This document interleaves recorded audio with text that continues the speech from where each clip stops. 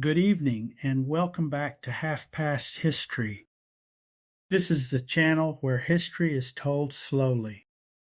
Slow enough to rest to. Slow enough, if you like, to fall asleep to. Tonight, of all our nights, the subject is the night itself. We're going to spend these dark hours with the people whose whole work was the dark, the ones who walked the sleeping streets while everyone else lay abed, and pushed back the blackness one small flame at a time so that the rest of the world could rest in safety. It is, I think, the most fitting story we have ever told at this hour. But before we begin, let us get you comfortable. Set your screen aside or turn its light down low. You will not need your eyes tonight, and that is only right for a story about the dark. Let the pillow take the full weight of your head. If there's a fan turning somewhere or rain against the glass, let those sounds settle in beneath my voice. And if you like, imagine very faintly far off down a quiet street the soft footsteps of someone walking by in the night, someone awake and watchful, so that you do not have to be. There is nothing you need to hold on to tonight. Nothing to remember, nothing to guard. Others are keeping the watch. If you drift off somewhere in the middle, that is not a failure. That is the whole idea, and tonight more than ever, because tonight the whole point is that you are safe and warm, and the dark outside is tended, and you may let go of it entirely.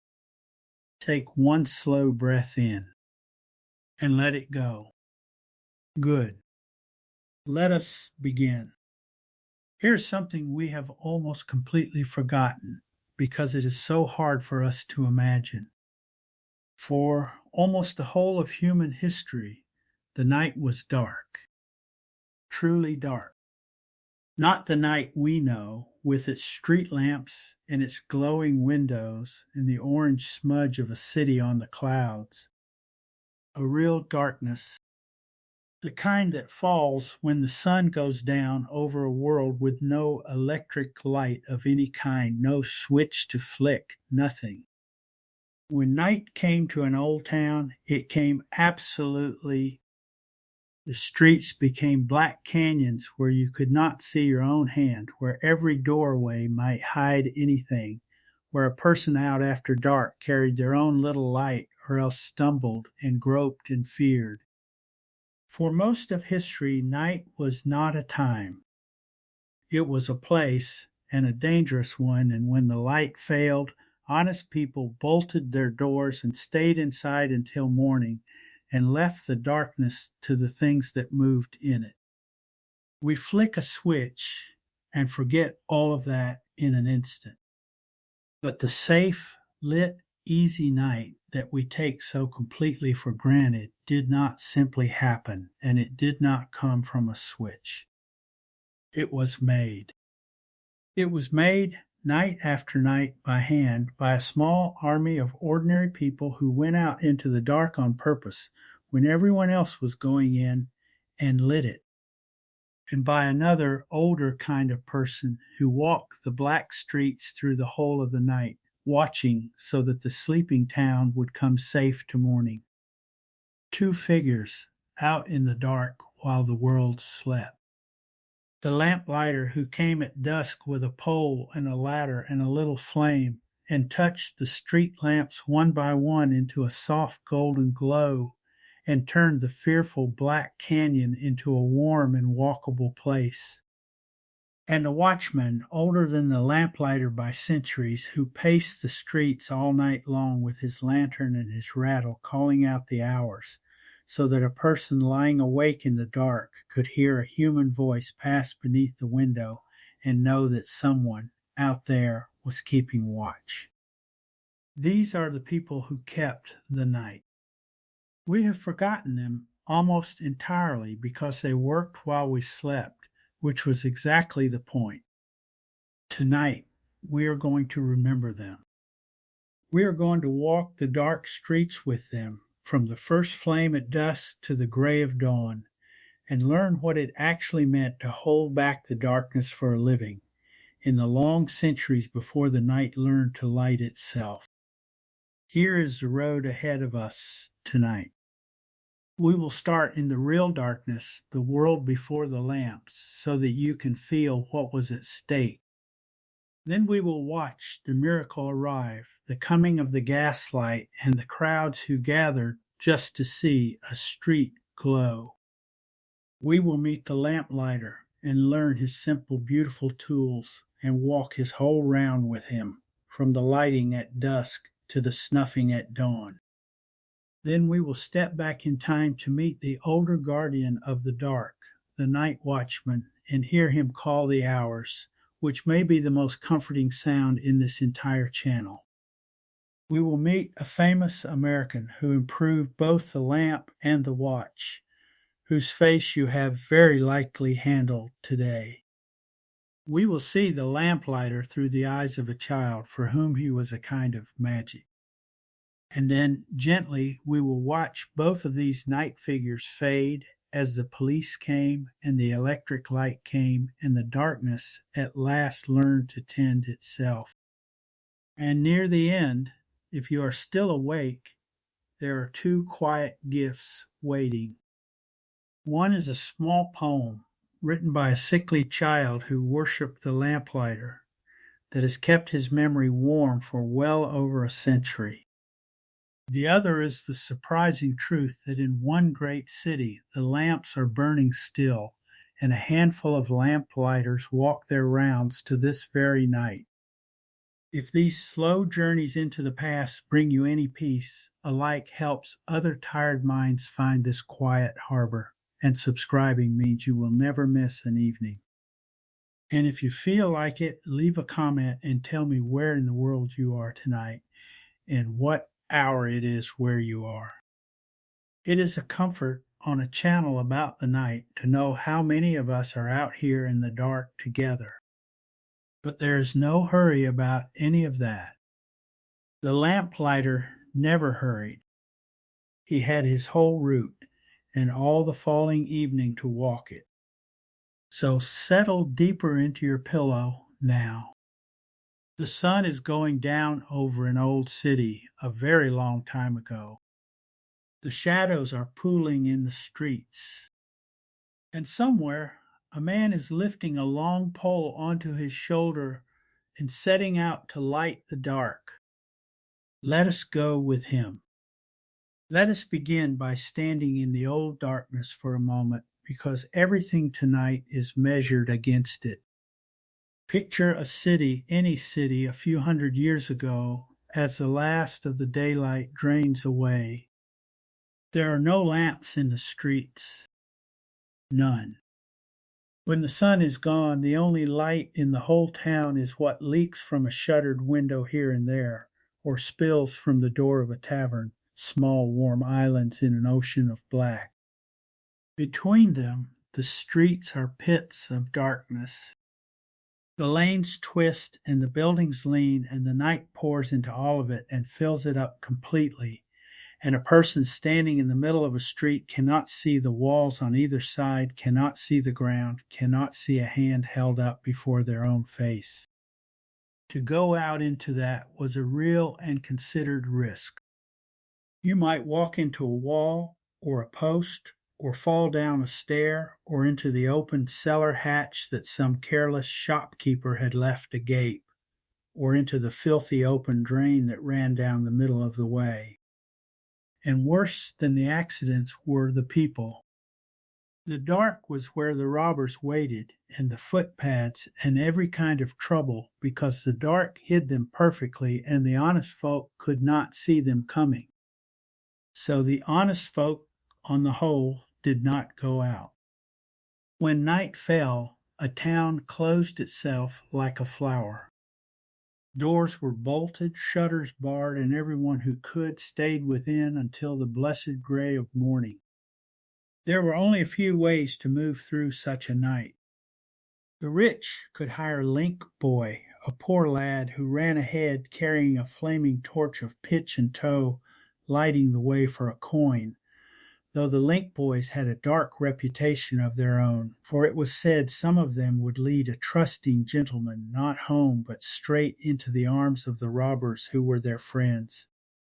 And over the whole scene lay the ancient law of the curfew, a word that comes from the old French for cover the fire, the ringing of a bell at nightfall that told everyone to damp their hearts and put out their lights and go to bed and yield the dark streets to the night. That was the ordinary condition of the human night for thousands of years. Darkness was simply what happened when the sun went away, and it was feared and it was surrendered to. Hold that in your mind, that thick and absolute and frightening black. Because we are about to watch human beings do something that, to the people who first saw it, seemed very nearly like a miracle. We're about to watch them light it. For a long time, the best a town could manage was oil. Here and there, a city would order householders to hang a lantern of burning oil or a tallow candle outside their door on dark nights, and later would set up oil lamps on posts at the corners tended by the first lamplighter's. It helped, a little. But oil light is a poor, dim, guttering, smoky thing, forever going out, forever needing to be refilled and trimmed and cleaned, throwing a feeble yellow pool a few feet wide and no more. The oil-lit street was better than pure darkness, but only just. The great darkness still ruled. And then came gas, and everything changed. The idea seems strange even now that you could take coal and bake it and capture the vapor that came off and pipe that invisible vapor for miles under the streets and have it come up out of the ground and burn at the touch of a flame with a steady, brilliant light. It seemed like sorcery, but it worked. And on a winter's night, the 28th of January in the year 1807, on a fashionable street in London called Pall Mall, an engineer named Frederick Windsor set up a row of gas lamps fed by pipes said to have been fashioned from old musket barrels, and to celebrate the birthday of the king he lit them. And a crowd gathered and gasped, because they had never seen anything like it. Not a row of dim, guttering oil pools, but a line of clean, bright, steady white lights marching down the street, holding back the dark, not in feeble patches, but in a continuous flood of brightness, and burning on without smoking, without dying, without anyone tending them. People walked up and down beneath them just to feel it, just to stand in man-made light under the night sky. It was, everyone agreed, the most wonderful thing. From that one street, it spread like the dawn itself. Within a few years, a company had been formed, the first gas company in the world, and pipes were being laid under London by the mile, and one district after another came alight. And it lit the ocean too. The first American city to be lit by gas was Baltimore, and the man who brought it there was not an engineer at all, but a painter, Rembrandt Peale, a celebrated portraitist of presidents who had seen the new gaslight and been enchanted and lit up his own museum with it, and then helped found the company that would lay the pipes beneath the city streets. A painter bringing light to America. There is something lovely in that. It was not, it must be said, welcomed by everyone. A thing so new and so strange always gathers doubters, and the gaslight gathered plenty. There were the practical fears, and these were not foolish, for coal gas is a real and dangerous substance, explosive and poisonous, and the early pipes leaked, and there were fires and suffocations, and now and then a genuine explosion in more than one theater that took up the brilliant new light burned to the ground for its trouble. People worried, with reason, about a city riddled with pipes full of an invisible, stinking, flammable vapor. And then there was the simple scorn that clever people so often pour on a new idea. One of the most celebrated scientists of the age is said to have laughed at the whole notion, asking whether the inventors seriously proposed to light the streets of London with a bag of smoke.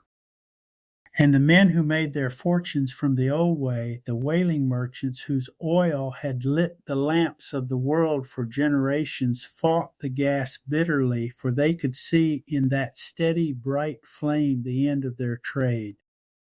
But the doubters and the scoffers and the frightened whalers were all, in the end, simply swept aside because the thing was too useful and too wonderful to stop.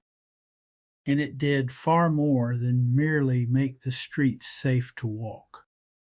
It changed completely what a night could be. For all of history, the night had been a time to shut up and withdraw, to bolt the door and wait for morning. But a lit night is a different thing entirely. Under the gas lamps, the shops could stay open into the evening, their windows glowing with goods, and people could stroll and browse and spin. The theaters and the taverns and the coffee houses filled the bright new nights with life. Work could go on later, and so could pleasure. A whole second half of the day that had been surrendered to the dark since the dawn of the human race was suddenly given back, lit and open and alive. The gaslight did not just push back the darkness. It gave people the night. City after city, the gas came, and the great darkness that had ruled the human night since the beginning of the world began, at last to retreat. But the gas did not light itself. Every one of those thousands upon thousands of new lamps had to be lit by hand every single evening and put out again every single morning. And so, riding in on the wonder of the gaslight, there came a new and humble figure, walking the dust streets with a pole on his shoulder. Let us finally meet him properly. The lamplighter's trade was, in its equipment, one of the simplest there has ever been. He could carry nearly everything he needed on his shoulder. And yet, with those few plain tools, he did something that would have seemed like magic to his own great-grandparent. He commanded fire up and down the public streets and kept a whole city glowing. The great tool, the one you would know him by a mile off, was the pole. A long, slender pole, taller than a man, sometimes much taller, made of light wood or cane so a person could carry and manage it all evening without tiring. And at the top of the pole were the two things that did the work. There was a small flame, a little wick, or a tiny lamp of its own burning steadily at the pole's tip, which was the fire he carried from lamp to lamp so that he never had to strike a light at each one. And beside the flame was a little metal hook. That hook was cleverer than it looks.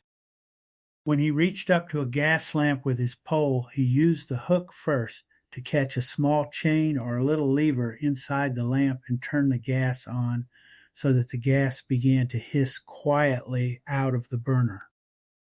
And then, in the same smooth motion, he tipped the flame at the top of his pole to the burner, and the gas caught and bloomed all at once into a soft golden light above his head.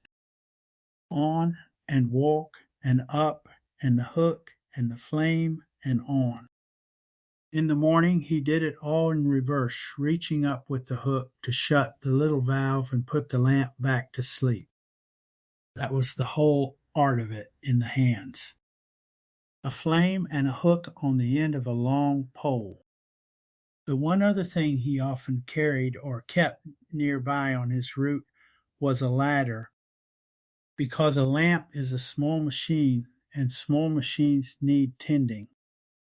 The glass grew sooty and had to be cleaned so the light could shine through. The burner clogged, or the delicate glowing mantle in the later lamps tore and had to be replaced. and now and then a pane cracked or the little mechanism jammed. So the lamplighter was not only the man who lit the lamps, he was the man who kept them, climbing his ladder in the daylight hours to polish and mend and make ready, so that when dusk came, every lamp on his route would be waiting clean and whole for his flame. A pole with a flame and a hook, a ladder, and a pair of good legs, and a knowledge of every lamp on his patch as intimate as a shepherd's knowledge of his flock. That was a lamplighter. Now let us walk his round with him from the beginning, because the round is the heart of it, and it has a rhythm that is very good for falling asleep to. It begins at dusk, at that blue and failing hour when the day is nearly gone, but the dark has not quite won, and the shopkeepers are shuttering up, and the streets are emptying, and the first cold stars are showing. This is his hour. All over the city, at the same falling moment, the lamplighters come out, each to his own district, and shoulder their poles and set off. A lamplighter's route was a fixed thing, his and his alone, a district of perhaps 100 lamps, sometimes 200, and he knew it the way you know the way to your own bed in the dark. Every corner, every post, every lamp in its proper order. And then he simply begins. He walks to the first lamp and reaches up, and the hook and the flame, and it blooms into gold above him, and a small circle of the dusk turns warm and safe. And he walks on to the next, a little way down the darkening street, and reaches up again, and it too comes alight. And the next, and the next. And behind him, as he goes, the street is coming alive with light, lamp after lamp after lamp, a chain of soft golden glows stretching back the way he came, and the fearful blue dark is turning in his wake into a gentle lit avenue where a person might stroll without a care. He is drawing the light down the street behind him like a needle drawing a golden thread. He does not hurry. There is no hurrying it. There are 100 lamps, and the whole falling evening to light them in, and the pace is the steady, unhurried, walking pace of a man who has done this 1,000 times and will do it 1,000 more. Lamp and walk and reach and light and walk. It is one of the most peaceful rhythms in all of working life, and the people of the town loved him for it. He came at the same hour every evening, the same familiar figure with the pole, and mothers would tell their children, "There goes the lamplighter, it is time for bed," and set their clocks by his passing. He was the gentle turning of the day toward the night, made into a person.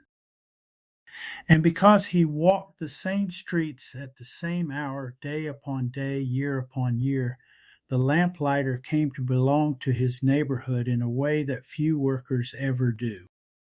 He knew his street, and his street knew him. He knew which houses had a new baby and which had a sickness, because he passed the windows every night and saw the lamp still burning late, or the doctor's carriage at the door. He knew the shopkeepers out taking in their signs as he lit the lamp above their door. He knew the courting couples who lingered just so at the edge of his light.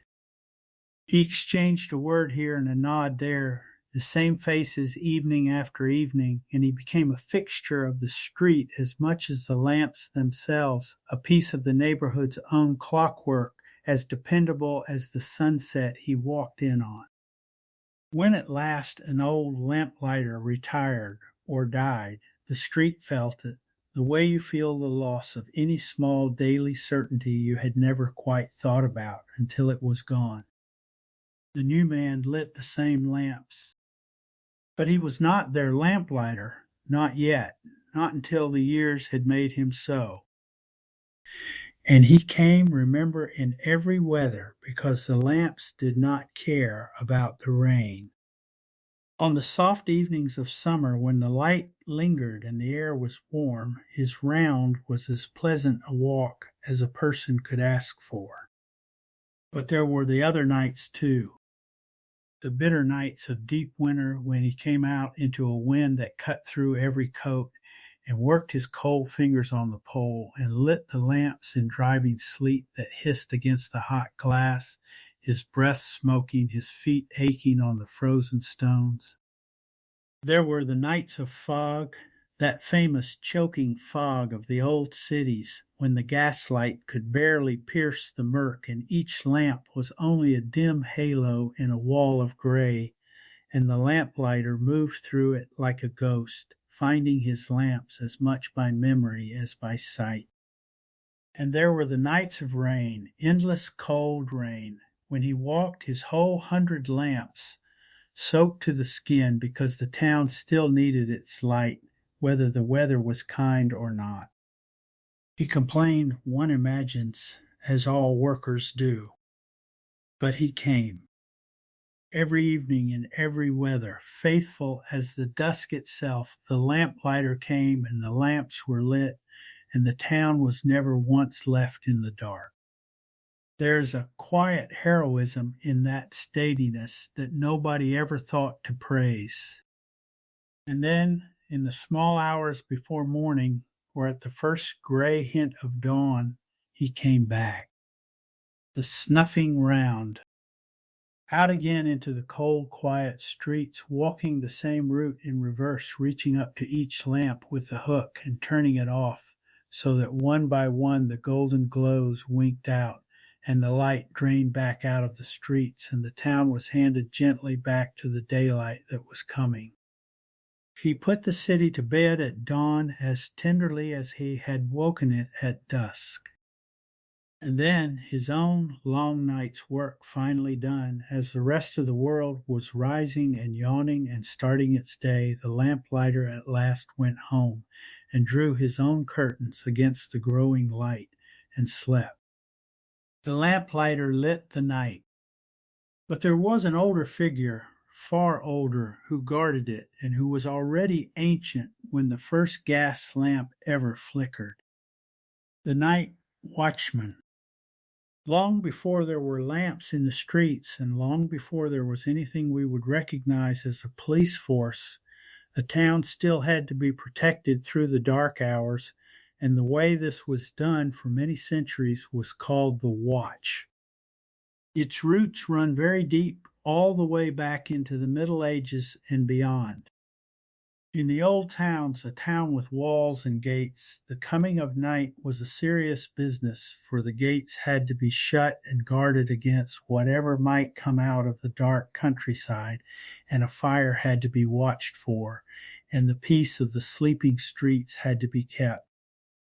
And so there grew up a set of customs and laws, ancient even by the time of our story, gathered under a phrase you may have heard, the watch and ward. The watch was the guarding by night, the ward the guarding by day, and together they were the sleeping town's whole defense.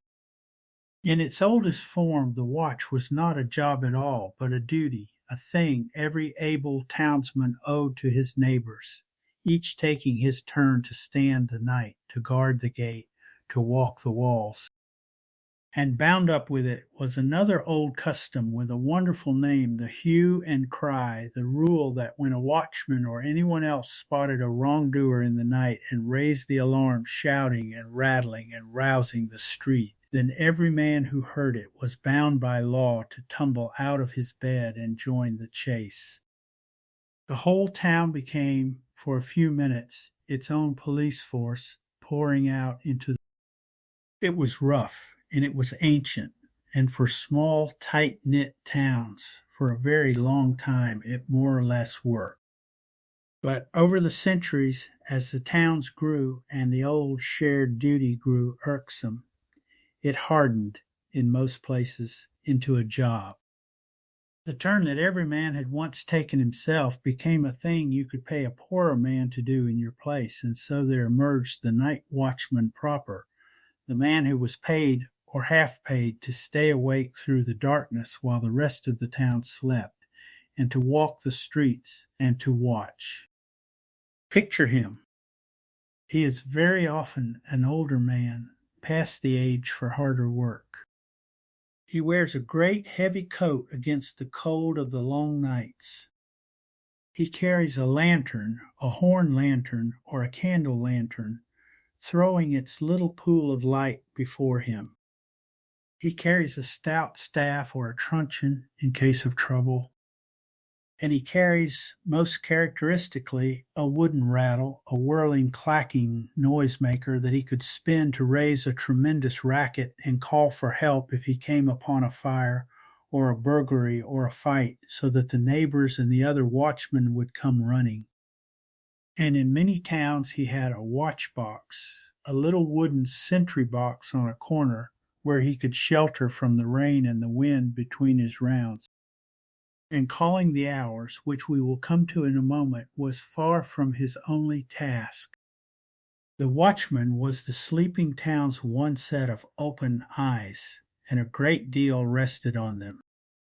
Above all, he watched for fire, which in a city of timber and thatch and open flame was the terror of terrors, for a single unwatched spark in the night could take a whole quarter of the town before dawn.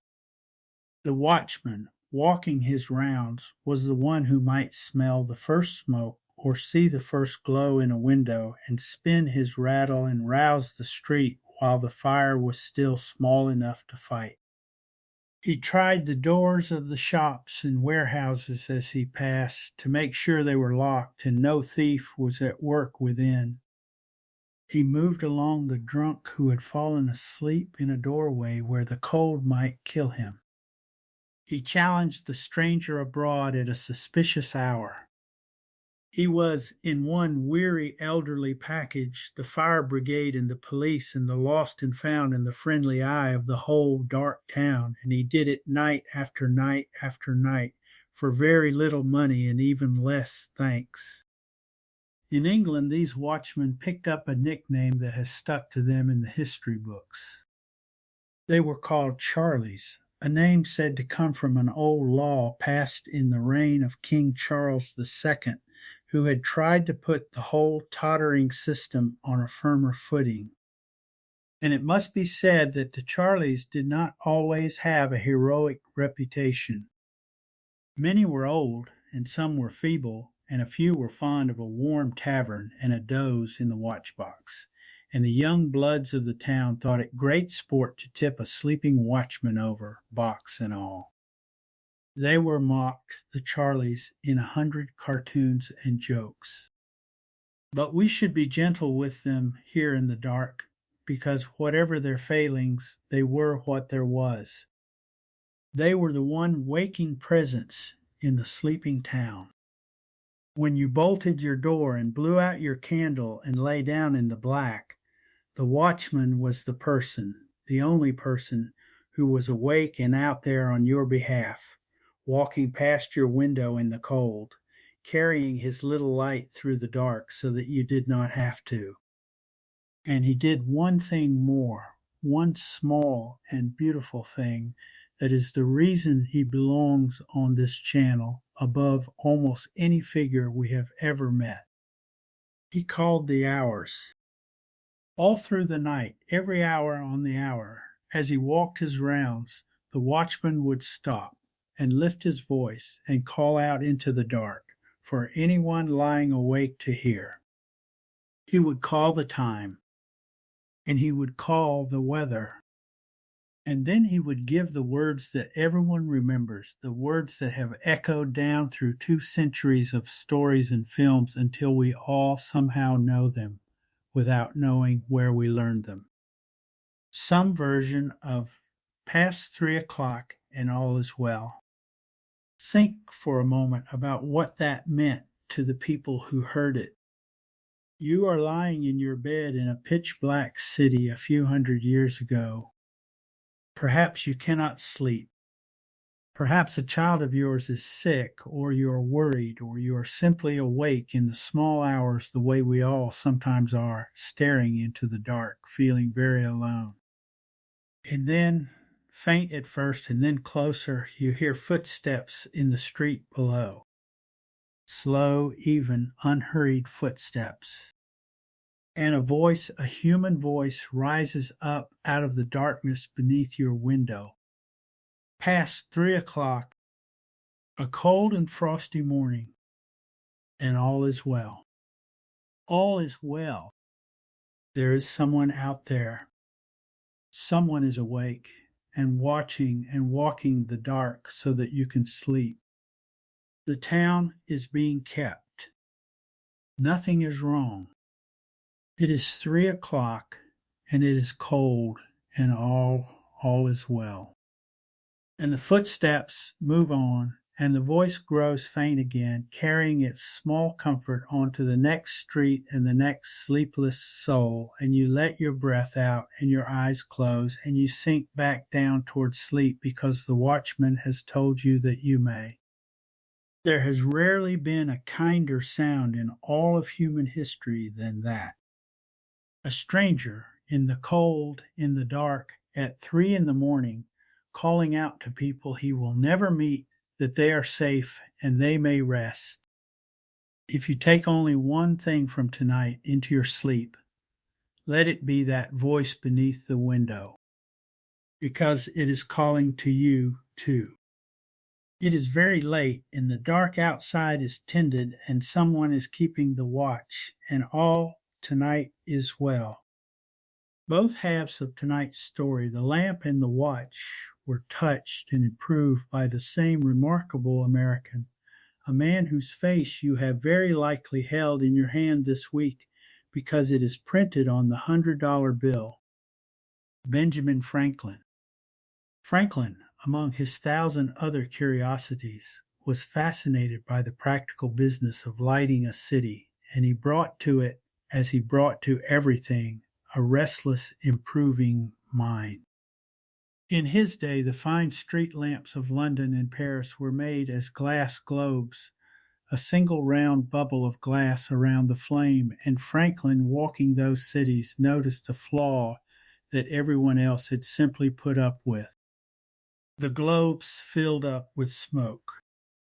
Within a few hours of lighting, the soot from the flame would blacken the inside of the glass, and the light would dim to a dirty smear, and every morning an army of cleaners had to wipe out every globe by hand.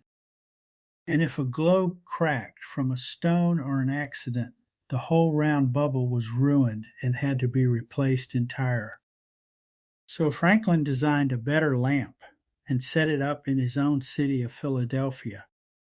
Instead of a single sealed globe, he used 4 flat panes of glass, making a little square lantern with a funnel at the top to draw the smoke up and away, and small openings at the bottom to let fresh air flow in from beneath.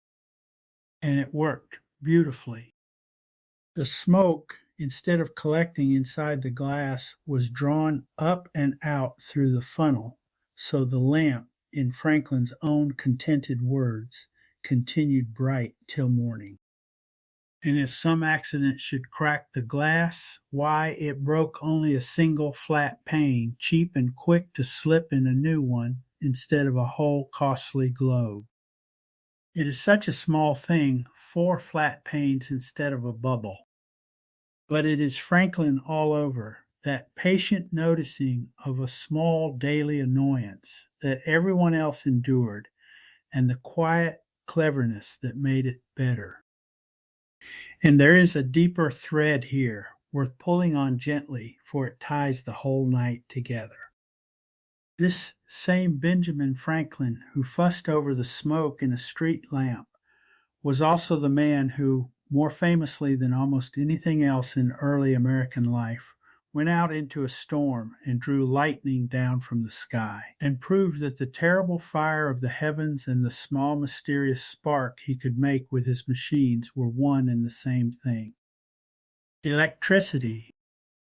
He was among the first human beings ever to truly understand it, to name its parts, to tame a little of it.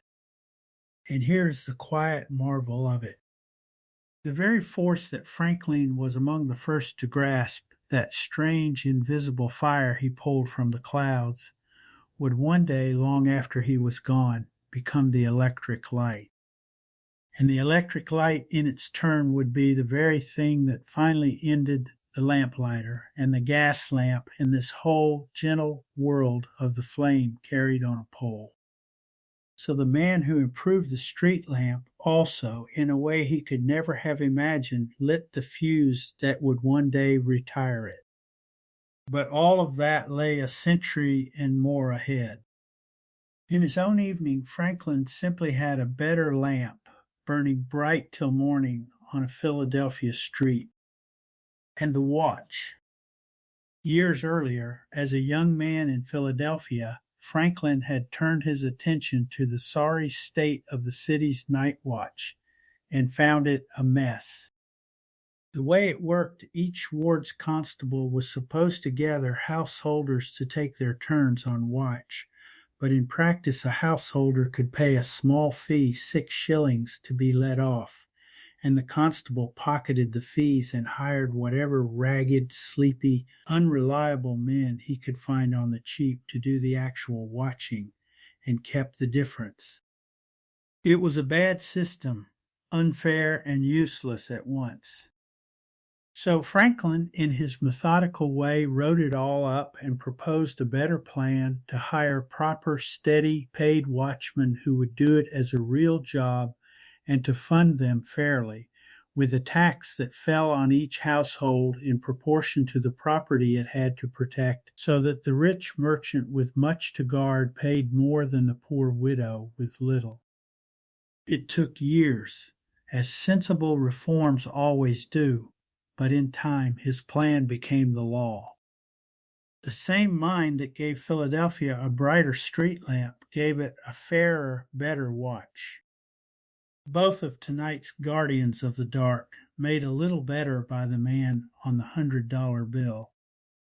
Now let us leave the great men and the reforms and come down to the level of a child at a window, because that is where the lamplighter lived most warmly in the human heart.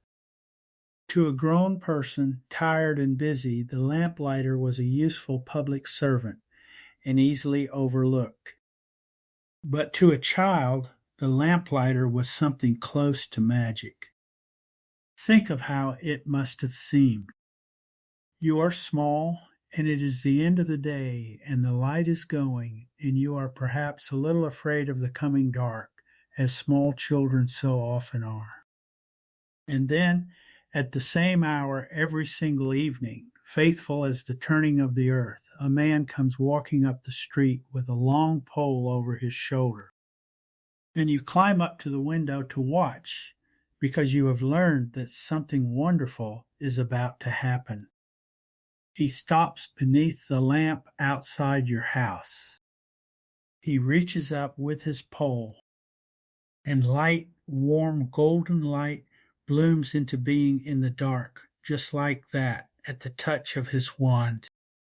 He has pushed back the night right outside your window, just for you. And then he walks on to do it again and again all down the street, leaving a trail of gentle glows behind him, and the frightening dark is tamed, and it is safe now, and it is time for bed. To a child, that man was a wizard, a friend, a hero, the kindly master of light and dark, who came each evening to make the world safe for sleep. Children loved the lamplighter with a pure and uncomplicated love. They watched for him. They waved to him. They ran alongside him on his round when they were let. And at least one of them, a frail and often bedbound little boy in Scotland, who spent so many evenings at his window watching the lamplighter come, would grow up to be one of the most beloved storytellers in the world, and would put that childhood window and that magical passing figure into a small poem that has kept the lamplighter alive in the hearts of children for well over 100 years. but his poem is a gift for the very end of our evening. Let us hold it a little longer and first watch these two figures of the night, the lamp and the watch, begin at last to fade away. The night watchman was the first to go, and he went because the world he guarded outgrew him. The old watch had been built for a smaller, slower world, for towns where everyone knew everyone, and a single elderly man with a lantern and a rattle was more or less enough. But the cities were swelling now in the age of gas and steam, growing vast and crowded and anonymous, filling with strangers, and the poor old Charlies, dozing in their watch boxes, calling their gentle hours, were simply overwhelmed. A shuffling watchman was no match for the crime of a great modern city. Everyone could see that the watch was failing. The question was, what should replace it? The answer came most famously in London in the year 1829, when a statesman named Robert Peel pushed through the creation of a new thing, a full-time, organized, professional, uniformed body of men whose whole job was to prevent crime and keep order day and night across the whole city. A police force in the modern sense. And the men of this new force were named after the man who had created them, for Robert Peel. They were called Peelers, and more fondly by his first name, Robert, they were called Bobbies, a name the English police carry affectionately to this day. And so the watchman's long centuries came quietly to an end. The Bobbies walked the beats now, younger and stronger and better organized, and one by one the old watchmen were retired or dismissed, and the watch boxes were taken away, and the calling of the hours fell silent. The other great cities followed, each in its own time. The American towns which had kept their own night watches in the old style, some of them since colonial days, built their own police forces through the middle of the century in Boston and New York and Philadelphia and onward across the country, and their old watchmen, too, the constables and the night guardians, hung up their rattles and gave way to the men with badges. And you can feel, reading about it now, a small sorrow in the passing, even among the people who knew the change was needed. For the watchman, whatever his failings, had been a neighbor.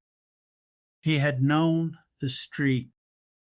He had known which door belonged to the sick old woman and which drunk was harmless, and which shadow was only the baker's cat. He had called his hours in a voice the street recognized. The new police were better at catching criminals, no doubt, more numerous and more disciplined, and more effective in every measurable way. But something small and warm went out of the streets with the last of the Charlies, the sense of the night being kept by one familiar old man who was, for all his dozing, somehow yours. The figure of the lone watchman with his lantern and his rattle, who had guarded the sleeping town since the Middle Ages, passed out of the streets and into memory, and then into the old stories where he calls his gentle all is well to us yet.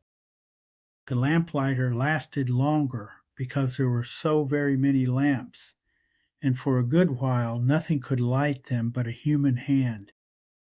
But his end was coming too, and it came as so many endings in these stories do, out of the same restless cleverness that had made his trade in the first place. First, the lamps themselves began to learn to light themselves. Clever little devices were invented, clockwork timers and small pilot flames, that could turn a gas lamp on at the right hour of the evening and off again in the morning, with no lamplighter needed to walk the round at all. Where these were fitted, the great nightly procession of poles and flames grew thinner. The lamplighter still came to clean and to mend, but the nightly magic of the lighting, the reaching up, and the blooming glow began to happen on its own, unwatched. And then came the light that ended it all. Electricity. The electric street light did not need a flame carried from lamp to lamp, or a valve turned, or a wick tended.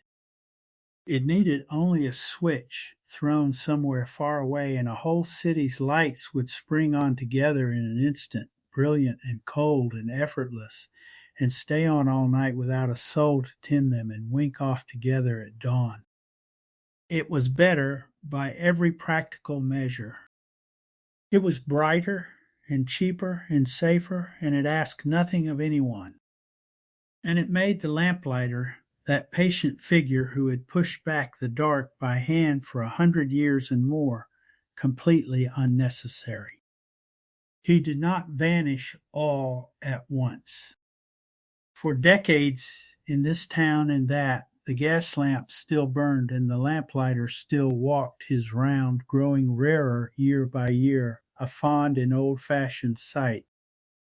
A city would electrify its grand main avenues first, all cold brilliance and modern pride, while the old gas lamps and the old lamplighter lingered on in the back streets and the poorer quarters and the quiet squares, a pocket of the older, softer night holding out against the bright new age.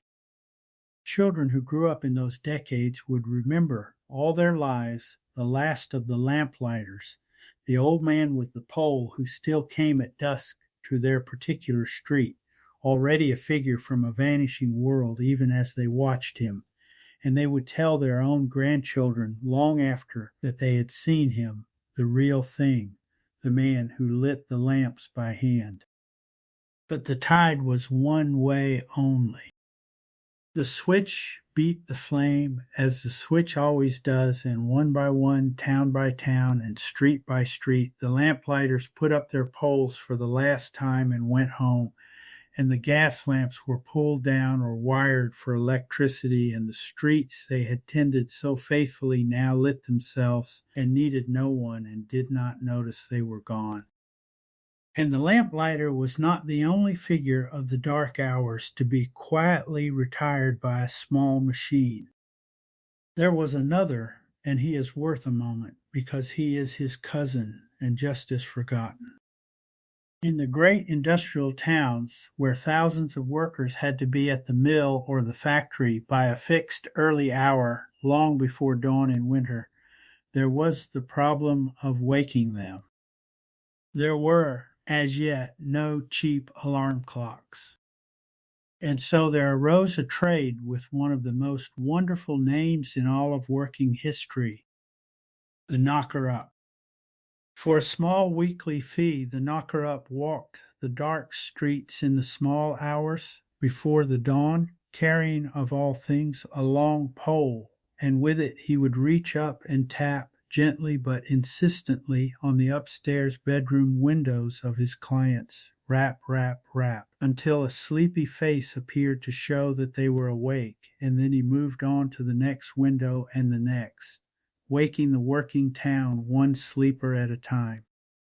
Some carried a light cane, some marvelously used a pea shooter, puffing dried peas up at the glass. And so in the blackest part of the night, two figures with long poles passed each other in the empty streets.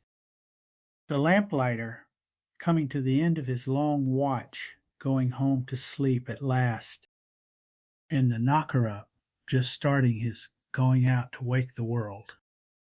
And the machine that ended the knocker-up was the humblest of all. It was the cheap alarm clock which, once every household could afford one, made the man with the pole and the pea shooter as unnecessary as the switch had made the lamplighter. Both of them, these gentle poled figures of the dark, walked off into the same forgotten morning. And that, perhaps, is the quietest thing of all about the people who kept the night. They worked so that others could sleep unseen in the dark. And when their work was finally taken over by machines, it was taken over so smoothly that hardly anyone looked up from their beds to notice. The dark had learned at last to tend itself. and the men who had tended it for us all those long centuries simply walked off into the morning and were forgotten. And so we come gently to the end of our night with the people who kept it. We began in the old darkness, the real darkness, the thick and frightening black that swallowed every town when the sun went down, for all the long ages before the lamps. And then we watched the miracle come, the gaslight blooming down Pall Mall while a wondering crowd stood beneath it, and spreading city by city until a painter carried it across the ocean to Baltimore. We met the lamplighter with his beautiful simple tools, the pole and the flame and the hook and the ladder, and we walked his whole round with him, from the golden thread he drew through the dusk streets to the tender snuffing of the lamps at dawn. We stepped back and met the older guardian, the watchman, the mocked and faithful Charlie, and we heard him call his hours, past 3 o'clock and all is well, which may be the kindest sound this channel has ever brought you. We met the great American who bettered both the lamp and the watch. We saw the lamplighter through the eyes of a child for whom he was a wizard of light. And then we watched them both fade, the watchman before the marching bobbies, the lamplighter before the cold electric switch, until the dark had learned to tend itself and the men who had tended it were gone. They are so easy to forget, these people, and they were forgotten almost completely precisely because they were so good at their work. Their whole purpose was to be the ones awake so that you could be asleep, the ones out in the cold and the dark so that you could be warm in the light, the ones keeping the watch so that you need not keep it yourself. Their success looked like nothing at all. It looked like an ordinary safe night, a lit street, a peaceful sleep, a morning that came without incident. Which is to say, their success looked exactly like the night you are, I hope, about to have. There is a particular tenderness in that when you sit with it.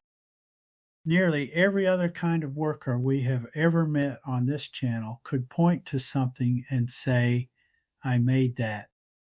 The mill girl had her cloth, the canal boatman his cargo delivered, the lighthouse keeper his ships brought safe to harbor. But what did the lamplighter and the watchman make? Nothing you could hold. They made a safe night.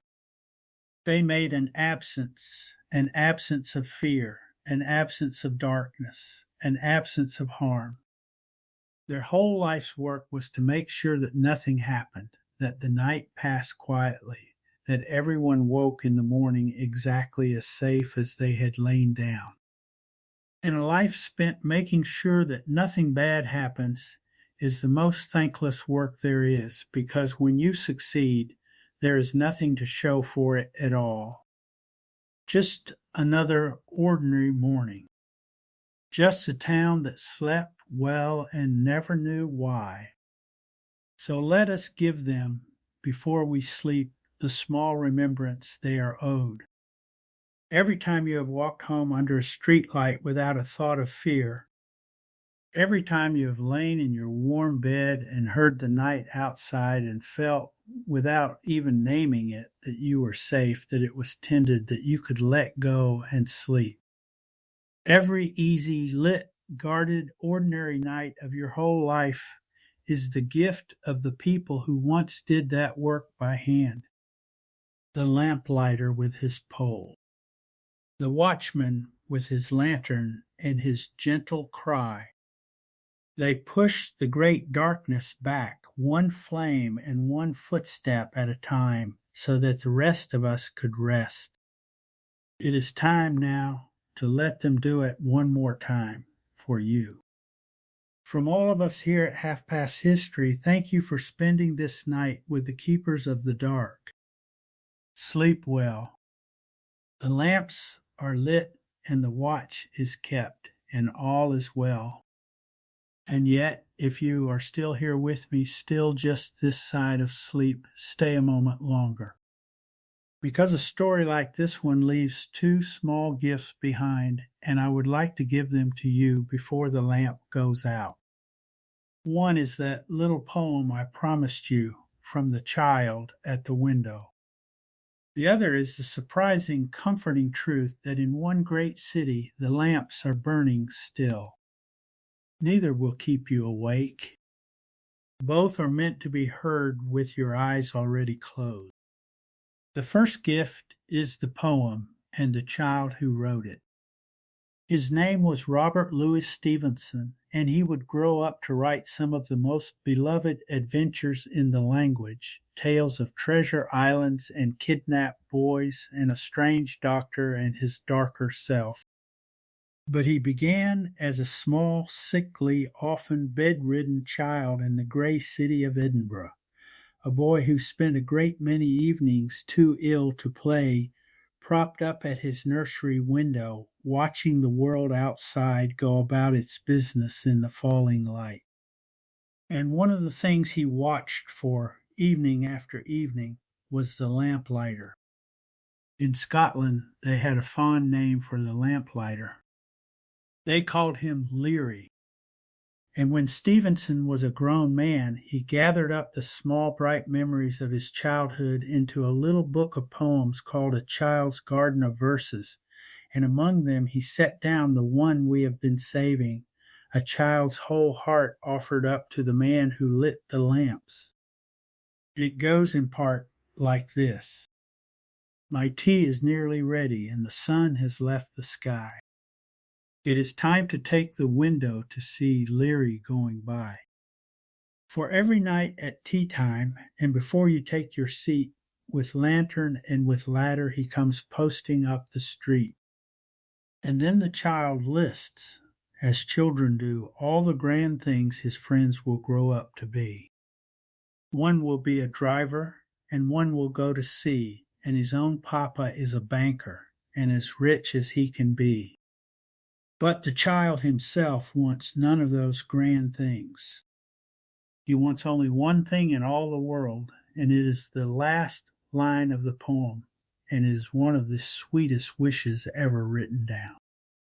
But when I am stronger and can choose what I am to do, O Leerie, I will go round at night and light the lamps with you. I will go round at night and light the lamps with you. There it is, the whole of it, the love a child had for the humble man who pushed back the dark outside his window. Stevenson has been gone well over a century now, and the real Leerie he watched has been gone even longer, his pole and his ladder turned to dust. But because a sick little boy loved him and grew up and wrote it down, that lamplighter is still walking up that street every evening in the heart of every child who has ever been read that poem at bedtime, which is a kind of immortality and a well-earned one for a man who only ever wanted to light the lamps. And the second gift is this. In one great city, against all the odds, the lamps are burning still, and the lamplighter has not entirely gone. Most of the vanished worlds we visit on this channel are truly vanished, and the trades we mourn are gone for good. But not quite this one. In London, the city where the whole story began on that winter's night in Pall Mall, there survived to this day something like 1,500 working gas street lamps kept alight down the centuries out of history and love and a stubborn refusal to let a beautiful old thing die. They glow in quiet corners of the old city, in courtyards and by ancient churches and along the river, with a soft, warm living light that no electric lamp has ever quite matched, because a gas flame breathes ever so slightly in a way that a filament never will. People who live near them speak of the difference of how a gas lamp does not glare but glows, how its light is gentler and warmer and somehow kinder, how it pools softly on the old stones instead of flooding them with hard white brightness. There are corners of London where, if you stand in the right spot on the right evening and keep the modern world out of the corner of your eye, you could believe you had slipped back 150 years into the very world we have walked through tonight, the world of the soft gold flame and the quiet street. And they are still tended, those lamps, by lamplighter's. Not many. Only a handful of people, 5 or so engineers now, who look after well over 1,000 of these old gas lamps across the whole vast city, cleaning them and mending them and keeping them faithfully burning, exactly as their forebears did. The lamps mostly light themselves now by little clockwork timers hidden inside them, and the modern lamplighter's chief task is to visit each one and wind its clock by hand every couple of weeks, so that it will keep good time and light itself faithfully at dusk. Which means that somewhere in London tonight, as you are lying here drifting towards sleep, it is entirely possible that a lamplighter is out in the dark, walking a quiet old street, tending a flame that has been burning in that same spot for the better part of 200 years. The pole and the ladder are mostly gone, but the flame is not, and neither quite is the man who keeps it. The oldest and gentlest of the night trades, the keeping of the light against the dark, goes on in one corner of the world to this very night. And now it is truly time to let the light carry you the rest of the way down. Let the lamplighter finish his round. Let the last golden lamp bloom into the dark and the street lie warm and safe beneath it. Let the watchman pass once more beneath the window with his gentle word, and let it be the last thing you hear as everything softens and fades. Past 3 o'clock, a calm and quiet night, and all is well. You do not need to remember any of it. The gaslight and the pole and the rattle and the poem will keep. Somewhere it is always the falling of a blue evening in an old city, and a man with a flame on a pole is walking up the street, drawing the light along behind him, turning the frightening dark into a warm and gentle glow, so that you and every tired soul in the sleeping town may lie down without fear and rest. There is nothing required of you now at all, except to close your eyes and let go, and let the keepers of the night keep it one more time for you. Thank you for spending this evening with me here at Half Past History. If you drifted off somewhere back among the golden lamps, then it worked, and I am glad, and I will be here again with another slow journey whenever you are ready for one. And if you are somehow still awake, then simply close your eyes now and let the lamplight carry you the rest of the way down. Good night. Sleep well. The lamps are lit, the watch is kept, and morning is a long and gentle way off yet.